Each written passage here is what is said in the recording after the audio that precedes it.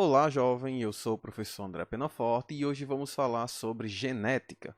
Mais especificamente, falaremos sobre os conceitos mais básicos, os conceitos mais fundamentais da genética. Aqueles conceitos que fundamentam a base da construção do seu conhecimento. É muito comum que o pessoal reclame da genética, né? Mas muitos não percebem que a sua dificuldade na genética ela provém de uma base inadequada. Então, esse é o que eu considero o principal capítulo. É o mais fácil e é o mais importante. Se você compreender bem os conceitos que abordaremos aqui, a genética para você será moleza. Mas antes da gente iniciar, vai aí no comentário em destaque ou na descrição do vídeo, baixa a apostila, olha para ela aqui, baixa essa apostilazinha, imprime e usa para acompanhar o nosso conteúdo. Inclusive, após a finalização, vai lá, ó, tá cheio de questões para que vocês possam treinar e fixar o conteúdo, aprendendo de verdade. Aluno ou estudante, aluno que não faz, que não responde questões, não vai conseguir fixar o conteúdo, ok? São poucos que conseguem essa proeza. Então vamos lá. Vamos começar a falar um pouquinho sobre a genética. E óbvio, se nós vamos falar da genética, nós devemos ter em mente que a genética ela é uma ciência que busca compreender a forma como as características são transmitidas ao longo das gerações. Então é basicamente isso que a genética busca saber, e isso é o que nós chamamos de hereditariedade.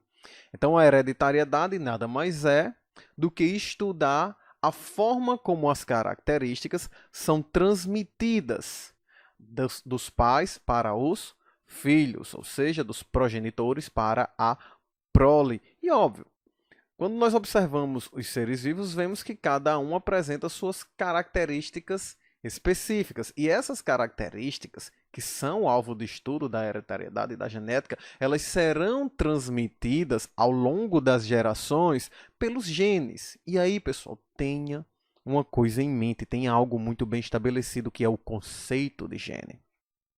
Um gene nada mais é do que um trecho de DNA, um trecho de material genético com a informação para síntese, ou seja, produção de uma proteína. Aí algumas pessoas geralmente veem, escutam esse conceito, compreendem o conceito, mas ficam confusas, porque elas já estão com um segundo conceito em mente, que um gene serve para uma característica. O gene é a forma como as características são transmitidas, e de fato esse conceito está correto, ele só está incompleto. Por exemplo, imagina que você possui um trechinho de DNA que determina a sua altura. Logo permitirá que você seja uma pessoa mais alta, por exemplo. Para que isso aconteça, a informação contida nesse material genético será utilizada no interior da sua célula para a produção de uma proteína que é o hormônio de crescimento. E quando essa proteína for produzida, quando ela for expressada, a característica aparece. Então, tenho isso em mente, ó.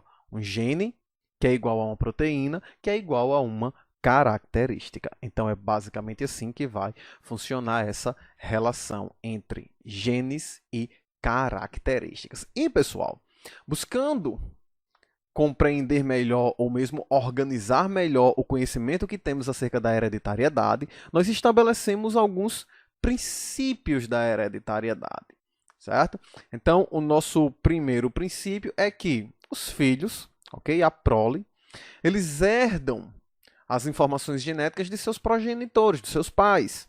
E essas informações genéticas, como acabamos de falar, são transmitidas através dos genes. E aí tenha em mente que esses genes, por sua vez, serão transmitidos à prole através dos gametas. Então, nós temos aqui gameta masculino, gameta feminino. Eles nada mais são do que células que empacotam o material genético para garantir a sua transmissão às próximas gerações. Então, essa é a função dos gametas. E cada gameta, ele porta um conjunto de genes, um conjunto próprio de cada espécie, certo? Então, lá no núcleo, no interior do gameta, nós vamos ter esse conjunto de genes. E dá uma olhada nessa imagem. Esse conjunto de genes, por sua vez, eles organizam-se na forma de cromossomos. Cromossomos esse que, em nós, seres diploides, organizam-se em pares. E agora vamos compreender a estrutura do cromossomo. Primeiro, tenha em mente que um cromossomo nada mais é do que um pacote de DNA. É dentro dos cromossomos que estão os nossos genes, empacotadinhos. Certo? Então, ó, olha para essa imagem que eu trouxe aqui. Imagina que cada tracinho desse laranja mais claro é um gene. Tudo aqui é material genético, tudo aqui é DNA. Mas esses tracinhos representariam o gene. Dentro do cromossomo, algumas partes são genes e outra parte não. Os genes correspondem a menos de 5% do nosso material genético. Okay? O restante tem outras funções. Então, esse daqui é o cromossomo. Veja que o cromossomo ele é formado por dois bracinhos.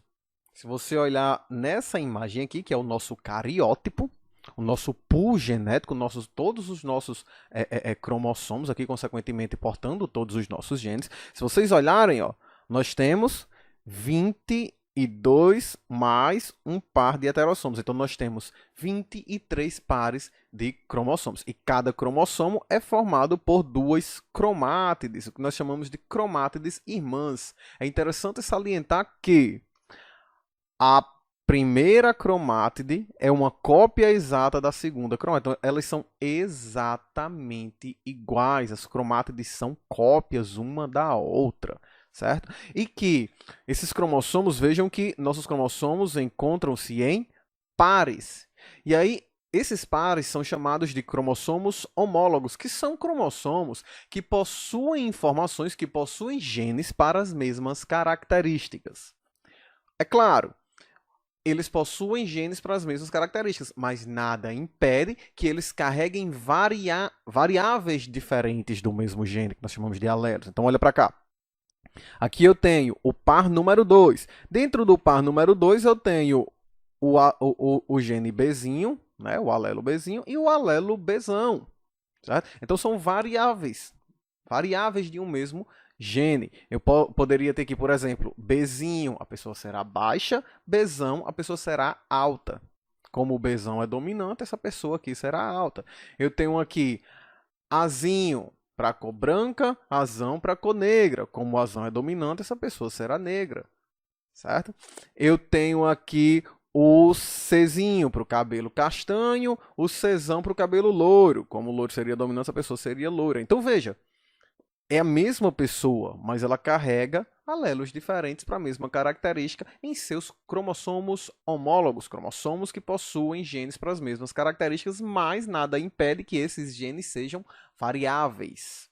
Ok? Nada impede que eles mudem um pouco. Então, isso são cromossomos homólogos, cromossomos com informações para as mesmas características. Então, esses foram os princípios da hereditariedade, pessoal. E claro,